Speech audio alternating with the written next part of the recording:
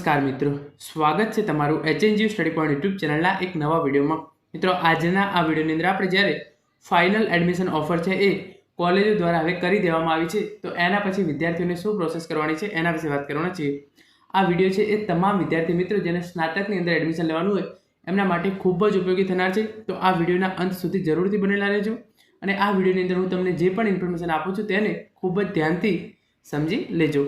આજના આ વિડીયોની અંદર આપણે જોઈશું કે તમારું જે ફાઇનલ એડમિશન ઓફર લેટર છે એ તમે કઈ રીતે ડાઉનલોડ કરી શકો છો, તમારું કઈ કોલેજની અંદર ફાઇનલ સિલેક્શન થયું છે એટલે કે ફાઇનલ મેરિટ લિસ્ટ તમારું કોઈ કોલેજની અંદર નામ આવ્યું છે એ, પછી તમે તમારું એડમિશન છે એ કઈ રીતે કન્ફર્મ કરી શકશો અને જે કોલેજ એડમિશન ઓફર છે એની અંદર તમને કઈ કોલેજ પસંદ કરેલી હોય એની અંદરથી કઈ કોલેજ દ્વારા જે ફાઇનલ એડમિશન ઓફર આપવામાં આવે છે એ તમામ માહિતી આપણે મેળવવાના છીએ। તો તમારે એના માટે સિમ્પલી શું કરવાનું છે, જે જીકાસનું પોર્ટલ છે એના પર તમારું યુઝરનેમ પાસવર્ડ નાખીને લોગિન કરી લેવાનું છે। જેવું તમે લોગિન કરી લેશો તમારા સામે આ ડિટેલ છે એ આવી જશે। સૌપ્રથમ અહીંયા તમારી તમામ વિગતો નાખેલી હશે જેને અત્યારે મેં હાઇડ કરી દીધી છે। તમે આ પ્લસના બટન છે એના પર ક્લિક કરી અને તમારી તમામ વિગતો છે એ જોઈ શકશો। એના પછી શું છે, જે 7 સ્ટેપની અંદર આ પ્રોસેસ થવાની છે એ તમામ પ્રોસેસની અંદર અહીંયા ગ્રીન ટીક હોવું જરૂરી છે। પહેલું પ્રોફાઇલ, બીજું એકેડેમિક, ત્રીજું ચોઇસ અને ચોથું પેમેન્ટ। એના પછી જે 5મું સ્ટેપ છે એ છે સબમિટ, અને આજે જે નવું જે ઓફર છે એની અંદર પણ હવે ગ્રીન ટીક થઈ ગયું છે। તો હવે તમારે કઈ કોલેજની અંદર જે ઓફર તમને કઈ કોલેજ દ્વારા આપવામાં આવી છે એ તમે કઈ રીતે જોઈ શકો છો। તો એના માટે તમારે સિમ્પલી શું કરવાનું છે, જે તમને અહીંયા એપ્લિકન્ટ્સ એડમિશન રિલેટેડ ડિટેલ્સ એના પર જે આ પ્લસનું બટન દેખાય છે તમારે એના પર ક્લિક કરી દેવાનું છે। જેવું તમે એના પર ક્લિક કરશો તો તમારા સામે અહીંયા જે ઓપ્શન આવી જશે, તમે જે કોર્સ માટે એપ્લાય કર્યું હોય અને એની અંદર જેટલી ચોઇસ ભરી હોય એ તમામની વિગત આવી જશે। તો તમારા સામે જે આ બેચલર ઓફ સાયન્સ લખેલું આવ્યું એના પર તમારે સિમ્પલી ક્લિક કરી દેવાનું છે। જેવું તમે બેચલર ઓફ સાયન્સ પર ક્લિક કરશો તો તમારા સામે કઈ યુનિવર્સિટીની અંદર, કઈ કોલેજની અંદર, કયા કોર્સ માટે, તમે મેઇન સબ્જેક્ટ કયો રાખ્યો હતો, ઇન્સ્ટિટ્યૂટનો ટાઈપ કેવો છે, મીડિયમ ઓફ ઇન્સ્ટ્રક્શન અને એજ્યુકેશન મોડ, આ તમામ વિગતો છે એ ખુલી જશે। એના પછી જે બે ખૂબ જ મહત્ત્વના પોઈન્ટ છે એ ચાલુ થશે, ઇઝ એપ્લિકેશન રિજેક્ટેડ અને ઇઝ એડમિશન ઓફર્ડ। તો જો ઇઝ એડમિશન ઓફરની અંદર યસ લખેલું આવતું હોય તો તમારું જે ફાઇનલ એડમિશન ઓફર છે એ તમે ડાઉનલોડ કરી શકો છો। અહીંયા હું તમને દેખાડું તો દેખો, આ જે વિદ્યાર્થી છે એને બહુ જ કોલેજો પસંદ, 20 જેટલી કોલેજો છે એની અંદર ચોઇસ કરેલી હતી, તો એની અંદરથી એને અમુક કોલેજો છે એની અંદર યસ આપવામાં આવેલો છે। તમે જોઈ શકો છો આ કોલેજ દ્વારા એને એડમિશન ઓફર આપવામાં આવેલી છે। આ ઉપરાંત જે એક બીજી કોલેજ છે તમે જોઈ શકો છો, આ કોલેજ દ્વારા પણ એને એડમિશન ઓફર છે એ આપવામાં આવેલી છે। આ ઉપરાંત તમે આગળ જોઈ શકો છો આ કોલેજ દ્વારા પણ એને જે એડમિશન ઓફર આપવામાં આવેલી છે, એના નીચેની જે કોલેજ છે એમને પણ આની જે એડમિશન ઓફર છે એ આપવામાં આવેલી છે। તો આમ તમે જેટલી કોલેજો પસંદ કરી છે એની અંદરથી જે કોલેજની ફાઇનલ મેરિટ લિસ્ટની અંદર તમારું નામ આવતું હશે એ કોલેજ દ્વારા તમને આ રીતે ફાઇનલ એડમિશન ઓફર છે એ કરવામાં આવશે। તો હવે તમારે શું કરવાનું છે, સિમ્પલી આને ડાઉનલોડ કરી લેવાનું છે। જે યસનું બટન દેખાય છે એના નીચે એક ડાઉનલોડનો એરો દેખાય છે, તમારે એના પર ક્લિક કરી દેવાનું છે। જેવું તમે એના પર ક્લિક કરશો એવું તમારે આ એક PDF ડાઉનલોડ કરવાની થશે। આ PDF છે એ તમારા સામે આવી જશે, તમે જોઈ શકો છો એ પ્રમાણે જે એડમિશન ઓફર લેટર આ પ્રમાણે લખેલું છે અને એની અંદર તમારી તમામ વિગતો છે એ આપેલી હશે। આ તમામ તમારી વિગતો છે અહીંયા આપવામાં આવેલી છે।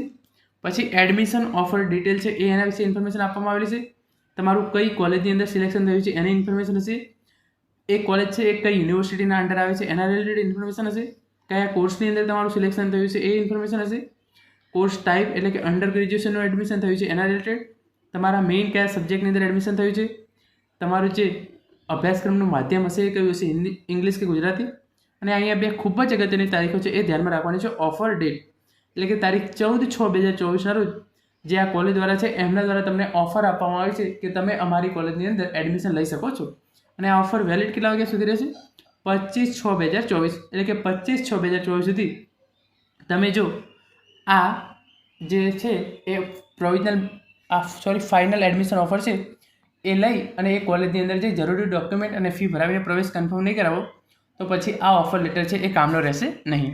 અને અહીંયા પછી જે કોલેજ છે એના તમામ રિલેટેડ ઇન્ફોર્મેશન આપવામાં આવેલી છે, કોલેજનું નામ આપેલું હશે, કોલેજનું એડ્રેસ, કોલેજનો કોન્ટેક્ટ નંબર અને કોલેજનો ઈમેલ આઈડી આપવામાં આવેલું હશે।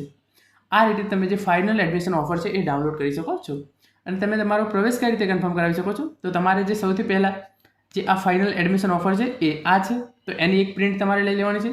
એના પછી એના પાછળ જે જરૂરી ડોક્યુમેન્ટ છે એ તમામ ડોક્યુમેન્ટ જોડી લેવાના છે. જરૂરી ડોક્યુમેન્ટ કયા છે? પહેલું તો કાસ્ટ સર્ટિફિકેટ, ધોરણ 10ની માર્કશીટ, ધોરણ 10ની માર્કશીટ, ધોરણ 10 અને 12 બંનેની માર્કશીટ થઈ ગઈ. પછી એક LC, ટ્રાયલ સર્ટિફિકેટ અને તમારું એક આધાર કાર્ડની એક ઝેરોક્સ, લગભગ તો એની જરૂર નહીં પડે, પરંતુ તમારે તો એને સાથે લઈને જવાનું છે, અને એક પાસપોર્ટ સાઇઝનો ફોટો. જે આટલા ડોક્યુમેન્ટ છે એને લઈ જવાના છે. હવે જે આ ઓફર લેટર છે એની અંદર ખૂબ જ અગત્યની વિગતો આપવામાં આવેલી છે વિદ્યાર્થીઓ માટે. આપણે એને ગુજરાતીની અંદર સમજીએ તો એડમિશન ઓફર લેટર આપવામાં આવેલું છે. અહીંયા જીકાસ પોર્ટલ પર જીકાસ મારફત કોલેજમાં પ્રવેશ કન્ફર્મનાર વિદ્યાર્થીની બાંહેધરી, એટલે કે તમે જો આ કોલેજની અંદર પ્રવેશ કન્ફર્મ કરાવો છો તો તમારા માટે કેટલાક નિયમો લાગુ પડે છે. એકવાર સંબંધિત પ્રોગ્રામ કોલેજ યુનિવર્સિટીમાં રિપોર્ટિંગ કરી પ્રવેશ કન્ફર્મ કરાવ્યા બાદ આગળ એક પણ રાઉન્ડનો ભાગ લઈ શકશે નહીં તે હું જાણું છું.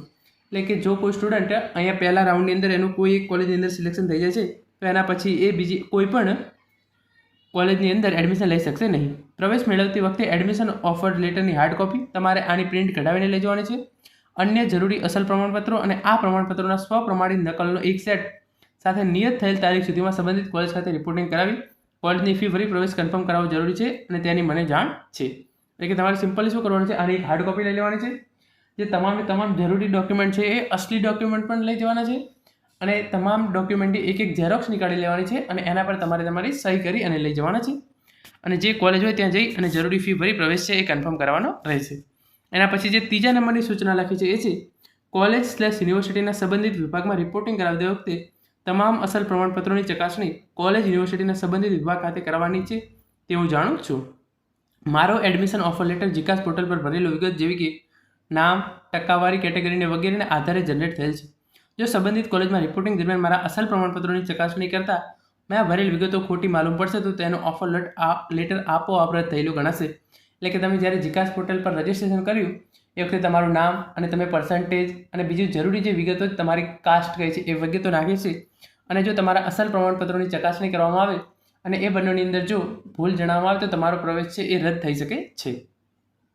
અને પછી જે સૂચના એ છે કે સંબંધિત કોલેજ અને યુનિવર્સિટી સંલગ્ન વિભાગમાં પ્રવેશ કન્ફર્મ કરાવતી વખતે મારા રજિસ્ટર્ડ મોબાઈલ નંબર અને ઈમેલ ઉપર જીકાસ પોર્ટલ દ્વારા જનરેટ થયેલ OTP સંબંધિત કોલેજ સત્તાધિકારીને આપવાનો છે તે હું જાણું છું.